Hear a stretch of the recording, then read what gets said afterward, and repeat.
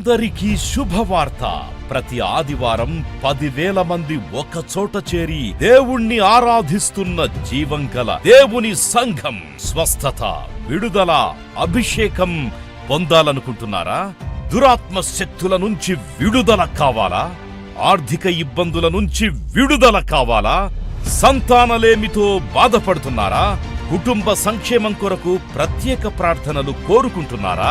శాంతి లేక ఆత్మహత్య చేసుకోవాలనుకుంటున్నారా? నిజమైన ఖచ్చితమైన వాక్యం చేత బలపడాలని ఆశిస్తున్నట్టయితే రండి. క్రైస్ట్ టెంపుల్ మీ కొరకే. ప్రతి ఆదివారం 4 ఆరాధనలు జరుగుతున్నాయి. మొదటి ఆరాధన ఉదయం 6 గంటలకు, రెండవ ఆరాధన ఉదయం 8 గంటలకు, మూడవ ఆరాధన ఉదయం 10 గంటలకు, నాల్గవ ఆరాధన సాయంత్రం 6:30 జరుగును. స్థలం Christ temple, Mary Stella indoor stadium, పంటకాలువ రోడ్, ఎన్టీఆర్ సర్కిల్, విజయవాడ. ముఖ్య ప్రసంగికులు ప్రపంచ వ్యాప్తంగా వాక్యమునందించి కోట్లాది మందికి దీవెనకరముగా ఉన్న మన దైవజనులు రెవరెండ్ డాక్టర్ పాల్ ఇమాన్యుయల్ గారు మరియు నిస్సీ పాల్ గారు శక్తివంతమైన సందేశాలను అందించి ప్రతి ఒక్కరి కొరకు ప్రత్యేక ప్రార్థనలు చేయుదురు. హృదయాలను హత్తుకునే అద్భుతమైన స్తుతి ఆరాధన సాక్ష్యాలు, ప్రతి విశ్వాసిపై ప్రత్యేక శ్రద్ధ, గృహ దర్శనాలు, ఇంకా మరెన్నో. ప్రతి ఆరాధనలో 1000 మంది ప్రజలు పాల్గొంటూ ఆత్మీయముగా బలపడుచున్నారు. పాటలు, ఆరాధన, వర్తమానముల ద్వారా దేవుని ఆత్మీయ కార్యములు అనేకులు పొందుకుంటున్నారు. విజయవాడ చుట్టుపక్కల ప్రాంతాల నుంచే కాక 100 కిలోమీటర్ల దూరం నుంచి ప్రజలు వచ్చి ఆత్మీయ మేలులు పొందుచున్నారు.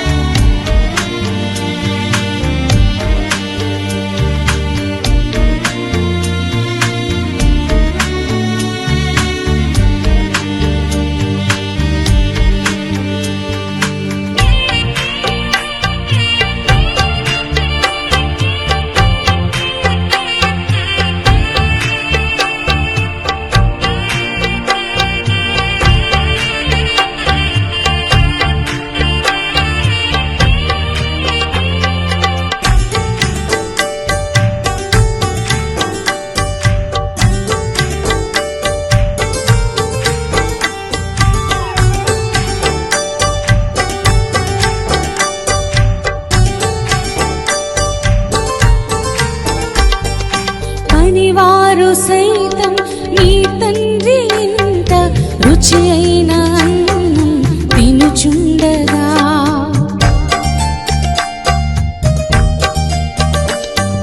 పనివారు సైతం నీ తండ్రి ఇంట రుచి అయిన అన్నం తినుచుండగా, కనికరము చూపే వారెవరు లేక, కనికరము చూపే వారెవరు లేక, శుచిలేని పుట్టుకై ఆశింతువా ఓ చిన్ని తనయా, నీకిన్ని శ్రమలేలనయా, నీ తండ్రి ప్రేమను గనవా, నీ ఇంటికి తిరిగి రావా ఓ చిన్ని తనయా, నీకిన్ని శ్రమలేలనయా, నీ తండ్రి ప్రేమను గనవా, నీ ఇంటికి తిరిగి రావా.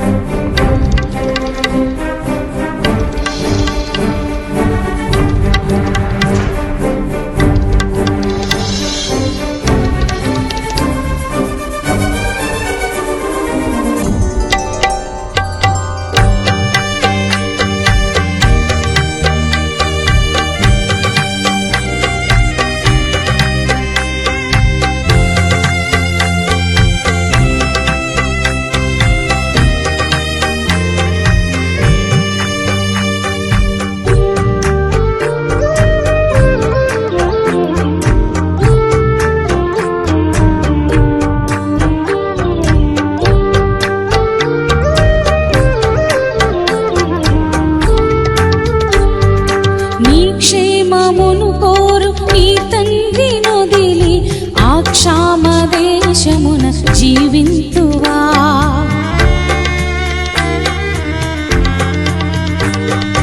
నీ క్షేమమును కోరు నీ తండ్రి నొదిలి ఆ క్షామ దేశమున జీవింతువా, విస్తారాస్తిపై అధికారమును విడిచి కష్టాల బాటలో పయనింతువా, విస్తారాస్తిపై అధికారమును విడిచి కష్టాల బాటలో పయనింతువా ఓ చిన్ని తనయా, నీకిన్ని శ్రమలేలనయా, నీ తండ్రి ప్రేమను గనవా, నీ ఇంటికి తిరిగి రావా ఓ చిన్ని తనయా, నీకిన్ని శ్రమలేలనయా, నీ తండ్రి ప్రేమను గనవా, నీ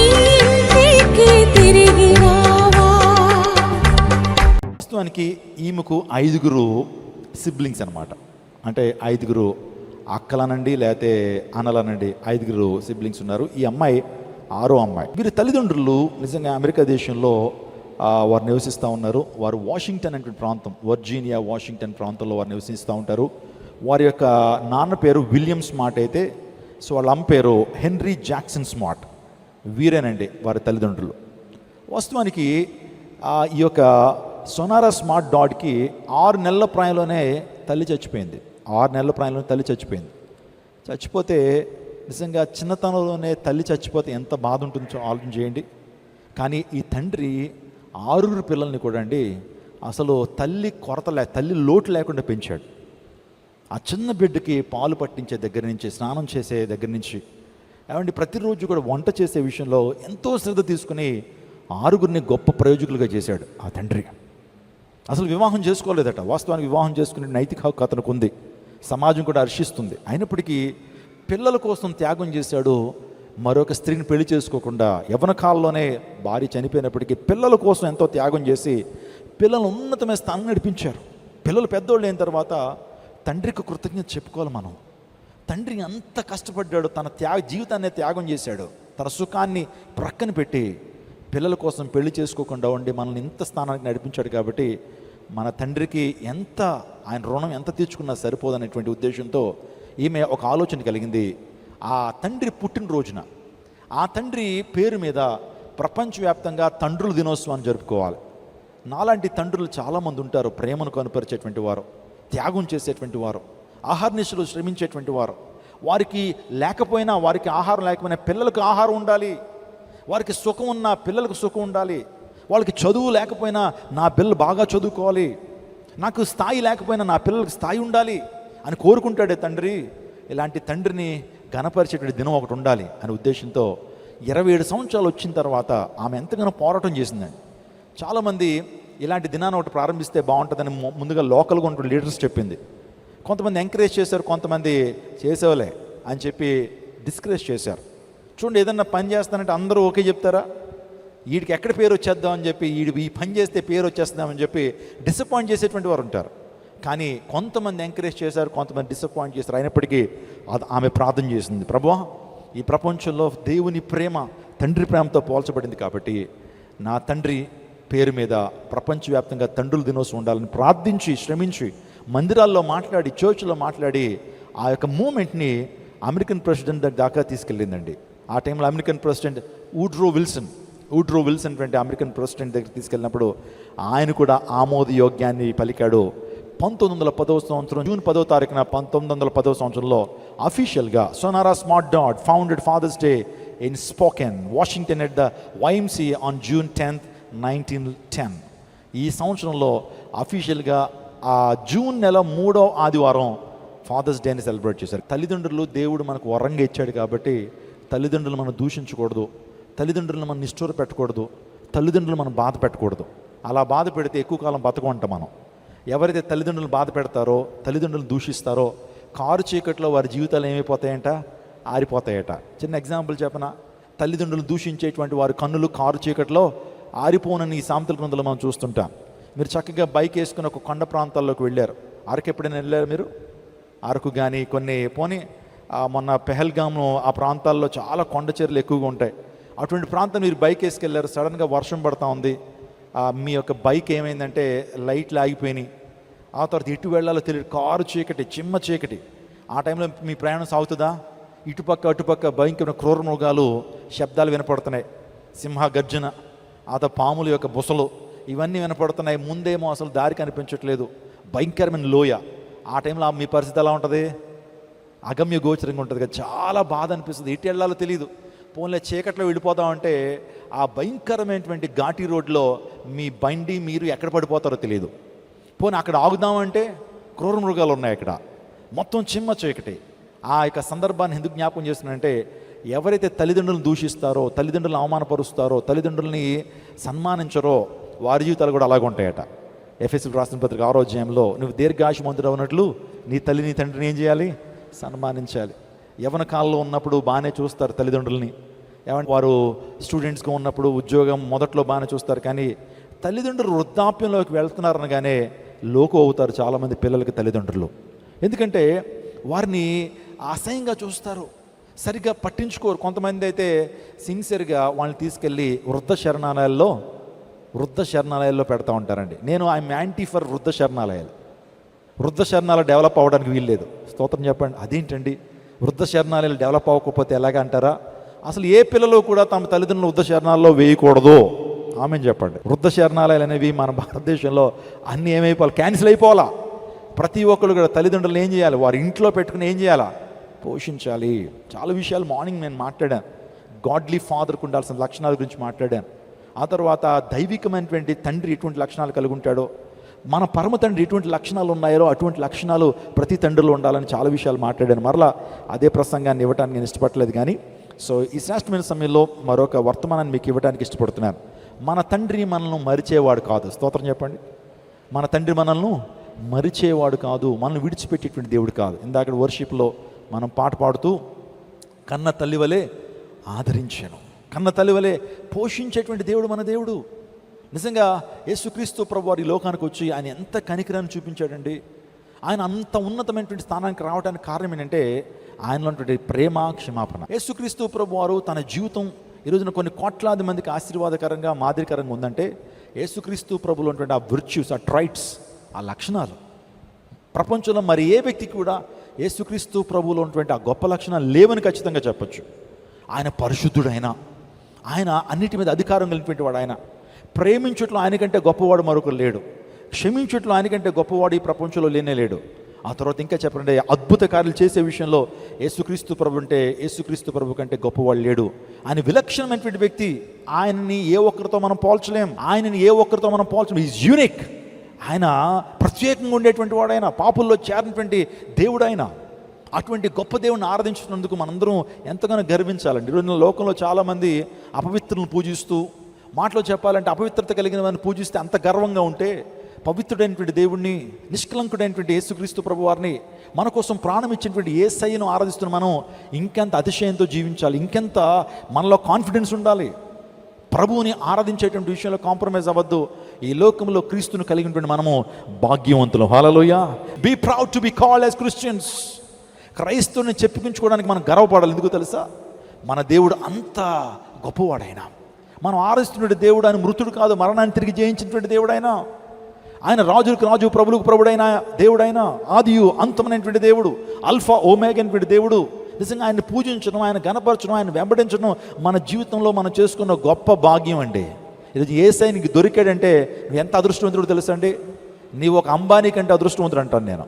అంబానీ కంటే గొప్పవాడు ఎందుకు తెలుసు? యేసయ్య నీకు దొరికాడు. నువ్వు ఈ సన్నిధికి వచ్చావే. ఈ ప్రపంచంలో చాలా చాలా గొప్ప గొప్ప స్థలాలు ఉన్నాయి కదండి. మీరు నేను స్విట్జర్లాండ్ వెళ్ళాను. నిజంగా ఈరోజు మనం ఆ వాల్ పేపర్స్లోనూ, ఆ తర్వాత చాలా అద్భుతమైన దృశ్యాలు చూస్తాం. అక్కడికి వెళ్ళినప్పుడు ఒక 3-4 రోజులు ఉన్నాం. అదే దృశ్యాలు పదే సార్లు చూస్తుంటే ఏముందలే అనిపించింది, బోరు కొట్టిందండి. స్విట్జర్లాండ్ అనేటువంటిది చాలామందికి అది ఒక డ్రీమ్ ప్లేస్ అయితే, నిజం దేవుని సన్నిధి స్విట్జర్లాండ్ కంటే గొప్పది. స్తోత్రం చెప్పండి. హల్లెలూయా. మీరు ఈ ప్రాంతంలో కూర్చున్నారే, మీరు అనుకోవచ్చు ఏముందలే, సరిగ్గా ఫ్యాన్లు లేవు, వేడి తగులుతూ ఉంది, సో ఇబ్బందికరంగా ఉందని మీరు అనుకోవచ్చేమో. కానీ నేను చెప్తున్నానండి, దేవునిలో ఒక్క దినము గడుపుట 1000 దినాల కంటే శ్రేష్టం. మీరు ఏం చేస్తున్నారంటే ఆశీర్వాదాన్ని పోగేసేసుకుంటున్నారు. స్తోత్రం చెప్పండి. హల్లెలూయా. ఒక గంట దేవుని సందులో మీరు కూర్చుని దేవుని ఆరాధన చేస్తున్నప్పుడు, దేవుని వాక్యం వింటున్నప్పుడు మీరు ఇంత బంగారపు ముద్దను పోగు చేసుకుంటున్నారు. స్తోత్రం చెప్పండి. పరలోకంలో మీ యొక్క ధనము అభివృద్ధి అవుతూ ఉంది. ఆశీర్వాదం. మీకు తెలుసండి, మీరు ఎంత దేవుని సందులో అయితే కూర్చుంటున్నారో అంత ఆయుష్ పెరుగుతూ ఉంటుంది. సంబడి షౌట్ హల్లెలూయా. దేవుని సందులో మీరు సమయాన్ని గడుపుతున్నారే, మీ ఆయుష్ ఏమవుతా ఉంది? పెరుగుతూ ఉంది. దేవుడు ఆరోగ్యాన్ని ఏం చేస్తున్నాడు? మీకు ఇస్తూ ఉన్నాడు. మీ జీవితంలో సమస్యలకు దేవుడు పరిష్కారాన్ని ఇస్తూ ఉన్నాడు. మీ బిడ్డలను వృద్ధిలోకి తీసుకొస్తా ఉన్నాడు. ఈ దేవుని సన్నిధి మన జీవితంలో అనేక సమస్యలకు పరిష్కారం తీసుకొస్తుందండి. యేసయ్య పాదాలు. నేను దేవుని సన్నిధిని ఏమంటానంటే యేసయ్య పాదాలు అంటాను. మీరందరూ ఎక్కడికి వచ్చారు చెప్పండి? క్రైస్ట్ టెంపుల్కి వచ్చామని చెప్పొచ్చు, కానీ ఇంకొక మాట కూడా చెప్పొచ్చు, మేమందరం యేసయ్య పాదాల దగ్గరికి వచ్చాం. హల్లెలూయా. యేసయ్య పాదాల దగ్గర ఏముంది? సుబోధ ఉన్నదట. స్తోత్రం చెప్పండి. సుబోధ అంటే మంచి బోధ. యేసయ్య ఎప్పుడు కూడా మంచి బోధ చేశాడు, కానీ చెడు బోధ చేశాడు ఆయన. సో యేసయ్య పాదాల దగ్గర సుబోధ ఉన్నది. యేసయ్య పాదాల దగ్గర స్వస్థత ఉంది. యేసయ్య పాదాల దగ్గర విడుదల ఉంది. యేసయ్య పాదాల దగ్గర అభిషేకం ఉంది. యేసయ్య పాదాల సమస్యలకు పరిష్కారం ఉంది. యేసయ్య పాదాల దగ్గర ధైర్యం ఉంది. యేసయ్య పాదాల దగ్గర పునరుత్థాన శక్తి ఉంది. హల్లెలూయా. ఒకటేంటి రెండేంటి, అనేకమైన ఆశీర్వాదాలు దేవుని సన్నిధిలో ఉన్నాయి. అటువంటి దేవుని సన్నిధి నిర్లక్ష్యం చేస్తున్నావు నువ్వు. అటువంటి దేవుని సన్నిధిని మానేయాలనుకుంటున్నావా? అటువంటి దేవుని సన్నిధిలోంచి నువ్వు బయటకు వెళ్ళిపోవాలనుకుంటున్నావా? ఆలోచన చేయండి. ఈరోజు దేవుని సన్నిధి నీకు ఇచ్చేటువంటి కంఫర్ట్ ఈ ప్రపంచంలో ఏ స్థలం నీకు ఇవ్వలేదు. డాక్టర్ దగ్గరికి వెళ్ళి గంట కూర్చున్నా సరే ఎంత కంఫర్ట్ నువ్వు అనుభవించవు. Praise God. ఒక లాయర్ దగ్గరికి వెళ్ళి సమస్యను ఎంతసేపు చెప్పుకున్నా సరే ఆయన పరిష్కరించలో చెప్పలేం. కానీ దేవుని సన్నిధికి వచ్చి నీ సమస్యను చెప్పుకుంటే ఆయన పరిష్కరిస్తాడు. దేవుని సన్నిధికి వచ్చి నీ వ్యాధి గురించి చెప్తే దేవుడు స్వస్థపరుస్తాడు. నీ సమస్యకు యేసుక్రీస్తు ప్రభు సన్నిధిలో పరిష్కారం ఉంది. అందుని బట్టి ఎప్పుడు కూడా దేవుని సన్నిధిని విడిచిపెట్టద్దండి. నేను చెప్తున్నాను, దేవుడు ఒక వరంగా క్రైస్ట్ టెంపుల్ని విజయవాడకి ఇచ్చాడు. అవునా కాదా? నేనే అప్పుడప్పుడు అనుకుంటా ఉంటాను, ప్రభువా ఈ ప్రాంతాన్ని నడిపించవుతంటే ఇన్ని వేలాది మంది ప్రజలు, ఇన్ని కుటుంబాలు. నాకు చాలామంది మెసేజ్ అయిన తర్వాత నాకు మెసేజ్ పంపిస్తారు. నా నెంబర్ చాలామందికి తెలుసు కాబట్టి, పాస్టర్ గారు ఈరోజు మెసేజ్ ద్వారా చాలా దీవెన పొందామండి, ఇక్కడికి వచ్చేటప్పుడు విచారంతో కన్నీరుతో వచ్చాం, కానీ మీరు అందించిన వర్తమానం, ఇక్కడ ఆరాధన, ఇక్కడ జరుగుతున్నటువంటి ఈ యొక్క దైవిక కార్యక్రమం ద్వారా నేను మా కుటుంబం ఎంతగానో దీవించబడుతున్నామండి. ఎంత చేసినా తక్కువే అనిపిస్తుంది సంఘానికి అని వారు మెసేజ్ చేస్తున్నప్పుడు నేను వెంటనే మనసులో అనుకుంటాను, ప్రభు నీ నామానికే మహిమ. ఏ మనుషుడు ఇక్కడ మహిమపరచబడడానికి వీల్లేదు, నీ నామానికే మహిమ. మేము కేవలం నీ చేతిలో పనిముట్లు అయ్యా. ఈ ప్రాంతానికి పంపించిన ఒక పనిముట్టుని ఎంతకాలం వాడుకుంటావు అంతకాలం వాడుకోండి. నువ్వు పిలిచేయాలంటే పిలిచేసుకోండి. ఈ ప్రాంతంలో నన్ను పెట్టావు కాబట్టి నమ్మకంగా నీ సేవ చేయాలి, దేవుని వాక్యాన్ని నమ్మకంగా ప్రకటించాలి. ఏ విషయాన్ని నువ్వేదైతే నా మనసులో ఉంచుతున్నావో, గద్దించమని చెప్పావో గద్దిస్తాను, ఒకవేళ ప్రజల్ని హెచ్చరించమని చెప్పావా హెచ్చరిస్తాను, ప్రోత్సహించమని చెప్తున్నావా ప్రోత్సహిస్తాను, నువ్వు ఏం చెప్తే అది చేస్తానయ్యా, ప్రజలకు ఏ సందేశం కావాలో ఆ సందేశాన్ని ఇవ్వయ్యా అని ప్రార్థనాపూర్వకంగా ఈ ప్రాంతానికి రావడం జరుగుతుంది. మీరు ధన్యులు, నేను ధన్యుడిని. స్తోత్రం చెప్పండి హల్లెలూయా. యేసయ్య పాదాల దగ్గర లేనిటువంటి వారు అన్యులే, కానీ యేసయ్య పాదాల దగ్గర ఉంటే మనము ధన్యులం. స్తోత్రం చెప్పండి. అన్యుడిగా ఉంటావా, ధన్యుడిగా ధన్యురాలుగా ఉంటావా? ఆమేన్, ప్రైజ్ గాడ్. సో దేవుడు మన జీవితాల్లో ఆయన మరువక మన జీవితంలో ఆయన కార్యాలు చేస్తాడు. చదవండి ఒకసారి యెషయా గ్రంథం 44వ అధ్యాయం 21 చదువుకుందాం. యెషయా గ్రంథం 44వ అధ్యాయం 21 చదువుకుందాం. యాకోబు ఇశ్రాయేలు వీటిని జ్ఞాపకము చేసుకొనుము, నీవు నా సేవకుడవు. చూడండి, యాకోబు అంటే ఇశ్రాయేలీయులతో దేవుడు మాట్లాడుతున్నాడు. మనము ఆత్మీయ ఇజ్రాయేల్ అనండి, నేను ఆత్మీయ ఇజ్రాయేలీయుడిని అనండి ఒకసారి. నేను ఆత్మీయ ఇశ్రాయేలురాలిని. వండర్ఫుల్. నేను ఆత్మీయ ఇజ్రాయేలీయుడిని. మనకి దేవుడు ఇచ్చిన గొప్ప అనుభవం ఏంటంటే, ఇశ్రాయేల్కి ఎటువంటి ఆశీర్వాదాన్ని ప్రభు ఇచ్చాడో, ఏ వాగ్దానాలు ఇచ్చాడో అవన్నీ అన్యజనులుగా మనకు కూడా వర్తిస్తాయి. స్తోత్రం చెప్పండి. హల్లెలూయా. మనము ఇశ్రాయేలీయులం కాదు. వాస్తవానికి ఇశ్రాయేలీలు యూదులు ఎక్కడున్నారు? ఇప్పుడు ఇజ్రాయెల్ దేశంలో ఉన్నారు. మంచి వార్ ముమ్మరంగా జరుగుతుంది ఇరాన్తో కదా. సో వాళ్ళు ఇశ్రాయేలీలు, వారు ఒక తెగ, వారు ఒక ట్రైబ్, అందులో 12 గోత్రాలు మనకు తెలుసు. కానీ బైబిల్ గ్రంథం పాత నిబంధన అంతా ఇజ్రాయెల్ గురించి రాయబడింది. ఇజ్రాయెల్ని గురించి రాయబడితే చరిత్ర. ఇప్పుడు మనందరూ కూడా ఆత్మీయ ఇజ్రాయేలీలు. స్తోత్రం చెప్పండి హల్లెలూయా. అంటే యాకోబుకి దేవుడిచ్చిన ఆశీర్వాదాలు మనకు వర్తిస్తాయి వర్తించవా?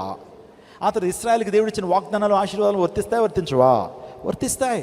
ప్రభుని యేసుక్రీస్తు ప్రభు వారు ఆయన రక్తము ద్వారా, ఆయన చేసిన శిలువ త్యాగం ద్వారా మనందరినీ కూడా తండ్రితో మనల్ని ఐక్యపరిచి మనందరినీ ఆత్మీయ ఇజ్రాయేలీలుగా దేవుడు చేశాడు. హల్లెలూయా, హల్లెలూయా. అది యేసు ప్రభు చేసినటువంటి గొప్ప కార్యం. యేసుక్రీస్తు ప్రభు కార్యం ద్వారా దేవాదేవుడు అన్ని జనులకు కూడా దేవుడు గొప్ప కృప ఇచ్చాడు. స్తోత్రం చెప్పండి హల్లెలూయా. ఇశ్రాయేలు, యాకోబు అంటే మనం కూడా ఆత్మీయ ఇశ్రాయేలు, మనకు కూడా ఈ వాగ్దానాలు వర్తిస్తున్నాయి. నీవు నా సేవకుడవు, నీవు నా సేవకుడవు, నేను నిన్ను నిర్మించి తిని. ఇశ్రాయేలు, నీవు నాకు సేవకుడవై ఉన్నావు, నీవు నాకు సేవకుడివై ఉన్నావు, నేను నిన్ను మరిచిపోజాలను. Praise God hallelujah. సో ఇశ్రాయేలు అనే దగ్గర నీ పేర్లు పెట్టుకోండి ఒకసారి. పాలిమాన్యుల్, దేవుడు నాతో మాట్లాడుతుంది. పాలిమాన్యుల్, నువ్వు నా సేవకుడివి, నేను నిన్ను మరిచిపోజాలను. అక్కడ మీ పేర్లు పెట్టుకోండి. దేవుడు కూడా ఆ వాగ్దానం మీకు ఇస్తున్నాడు. ఏమిటి తెలుసా? బ్రదర్ శ్రీను, నేను నిన్ను విడిచిపెట్టను, నేను నిన్ను మరువను. ప్రైజ్ గాడ్ హల్లెలూయా. ఈరోజున ప్రభు మనల్ని మరువజాలడు.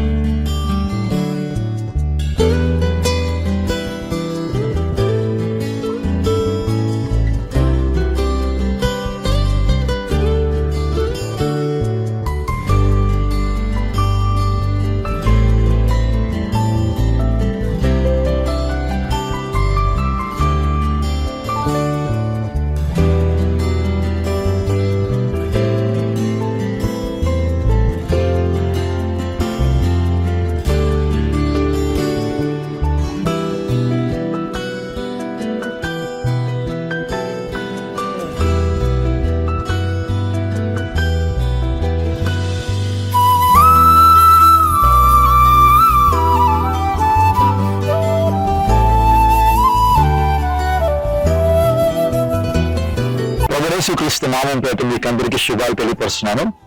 క్రైస్ట్ టెంపుల్ అనే జీవంగల దేవుని సంఘానికి దేవుడు 2 ఎకరాల 16 సెంట్ల భూమిని ఇది అనుగ్రహించారు. సో ఇదే స్థలంలో మహాదేవుని యొక్క గొప్ప మందిరం నిర్మించబడాలని ప్రార్థన చేస్తూ వచ్చాం. దేవుని చిత్తమైతే ప్రతి సమయంలో ఈ యొక్క మందిరాన్ని ప్రారంభించాలని మేము ఆశ పెడుతున్నాం. పర్మిషన్స్ ప్రభు అనుగ్రహిస్తా ఉన్నారు. ప్రస్తుతానికి ఈ ప్రాంతం అంతా కూడా చదువు చేసి పనులు ప్రారంభించడం జరిగింది. వెనకాలటువంటి ఆ చిన్న కన్స్ట్రక్షన్ లో కూడా ఒక వాచ్మెన్ ఉంచాలని మేము ఆశ పెడుతున్నాం.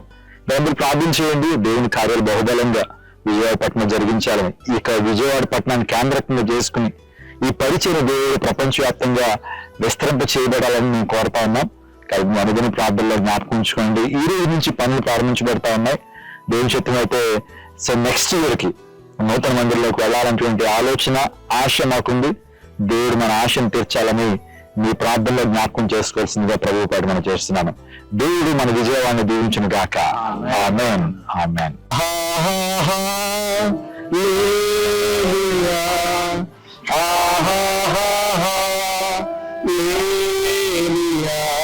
ఇక మధ్యాహ్న కాల సంఘంలో ప్రభు మనందరినీ ఏక కుటుంబీకులుగా క్రైస్ట్ టెంపుల్ సంఘ విశ్వాసులుగా ఈ ప్రాంతాన్ని నడిపించారు. ఒక నిర్మాణం జరిగించాలని పర్మిషన్స్ కోసం ఆల్రెడీ అప్లై చేస్తాం తండ్రి. వాటిని మీరు ఇస్తున్నారు, మీకు స్తోత్రాలు. మీ చిత్తమైతే ప్రభు ఈ రోజు ఈ యొక్క ప్రాంతం అంతా కూడా మేము చదువు చేస్తున్నాం. ఈ ప్రాంతంలో ప్రార్థన చేస్తున్నాం. అధికారులతో మీరు మాట్లాడండి, ప్రజా పరిపాలకులతో మీరు మాట్లాడండి. ఈ ప్రాంతం అంతా మీ మహిమతో నింపండి. మీకు స్తోత్రాలు తెలియపరుస్తూ మీకే మహిమ తెలుస్తూ యేసు శక్తి కలిగిన నామములో వేడుకుంటున్నాం తండ్రి.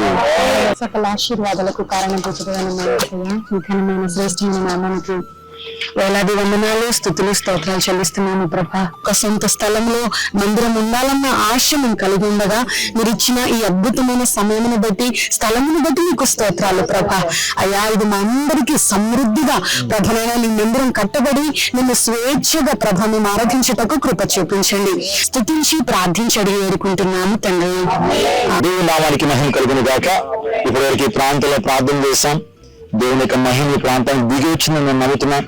అతి త్వరలో ఈ ప్రాంతంలో చర్చ్ మాత్రమే కాదు, ఒక ఆర్ఫనేజ్, ఒక శ్రేష్ఠ ఫౌండేషన్ లో బిల్డింగ్, ఆ తర్వాత ఒక వంటశాల, ఒక డైనింగ్ హాల్, ఇంకా అనేకమైనటువంటి ప్లాన్స్ ఉన్నాయి. కాబట్టి మీ అందరూ ప్రార్థన చేయండి. మీ అనుదిన ప్రార్థనలో దయచేసి ఈ క్రైస్ట్ టెంపుల్ ని దాని నిర్మాణం జ్ఞాపకం చేసుకోవాల్సిందిగా ప్రభుత్వం చేస్తున్నాను. ఒకవేళ మీరు ప్రేరేపించినట్లయితే ఈ మందిర నిర్మాణం కొరకు మీ యొక్క విరాళాన్ని ఇవ్వదలిచినటువంటి వారు కింద మెంబర్కి మీరు కాల్ చేయొచ్చు. మా సిబ్బంది మీతో మాట్లాడతారు. లేకపోతే మీరు ఈ ప్రాంతానికి వచ్చి ఈ ప్రాంతాన్ని చూచి మీ యొక్క ప్రత్యేకమైన ఆఫరింగ్ ని, మీ యొక్క ప్రత్యేకమైన విరాళాన్ని మంది నిర్మాణం కొరకు మీరు ఇవ్వచ్చు. దయచేసి ఈ విషయాన్ని మీ యొక్క అనుదిన ప్రార్థనలో జ్ఞాపకం చేసుకోవాల్సిందిగా ప్రభువు ప్రకటన చేస్తున్నాను. దేవుడు మన విజయవాడ పట్టణాన్ని దీవించును గాక. దేవుడు మన భారతదేశాన్ని దీవించును గాక. ఆమేన్.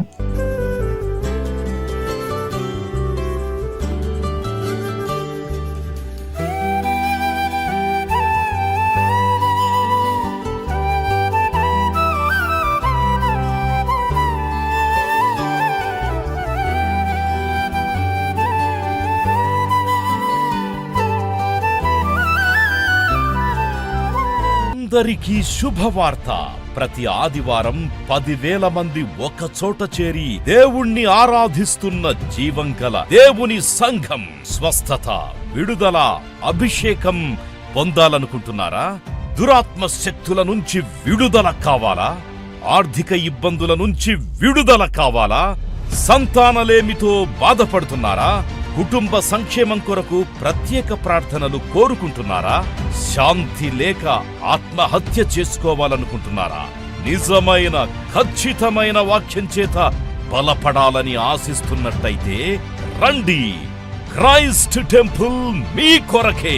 ప్రతి ఆదివారం 4 ఆరాధనలు జరుగుతున్నాయి. మొదటి ఆరాధన ఉదయం 6 గంటలకు, రెండవ ఆరాధన ఉదయం 8 గంటలకు, మూడవ ఆరాధన ఉదయం 10 గంటలకు, నాల్గవ ఆరాధన సాయంత్రం 6:30 జరుగును. స్థలం Christ temple, Mary Stella indoor stadium, పంటకాలువ రోడ్, ఎన్టీఆర్ సర్కిల్, విజయవాడ. ముఖ్య ప్రసంగికులు ప్రపంచ వ్యాప్తంగా వాక్యమునందించి కోట్లాది మందికి దీవెనకరముగా ఉన్న మన దైవజనులు రెవరెండ్ డాక్టర్ పాల్ ఇమాన్యుయల్ గారు మరియు నిస్సీ పాల్ గారు శక్తివంతమైన సందేశాలను అందించి ప్రతి ఒక్కరి కొరకు ప్రత్యేక ప్రార్థనలు చేయుదురు. హృదయాలను హత్తుకునే అద్భుతమైన స్తుతి ఆరాధన సాక్ష్యాలు, ప్రతి విశ్వాసిపై ప్రత్యేక శ్రద్ధ, గృహ దర్శనాలు, ఇంకా మరెన్నో. ప్రతి ఆరాధనలో 1000 మంది ప్రజలు పాల్గొంటూ ఆత్మీయముగా బలపడుచున్నారు. పాటలు, ఆరాధన, వర్తమానముల ద్వారా దేవుని ఆత్మీయ కార్యములు అనేకులు పొందుకుంటున్నారు. విజయవాడ చుట్టుపక్కల ప్రాంతాల నుంచే కాక 100 కిలోమీటర్ల దూరం నుంచి ప్రజలు వచ్చి ఆత్మీయ మేలులు పొందుచున్నారు.